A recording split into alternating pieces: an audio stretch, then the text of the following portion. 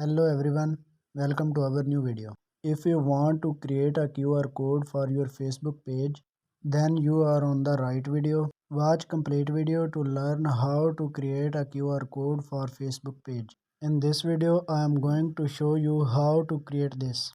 First of all, open Facebook app from your mobile phone. Click on three lines at top right.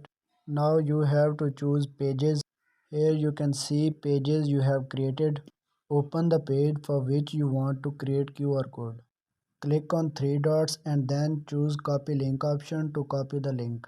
Now you have to go back and open Google from your mobile phone. Here you have to search out link to QR code. You can choose anyone from your search results. For example, I am going to open QR code generator. Here you have to paste the link and choose generate QR code.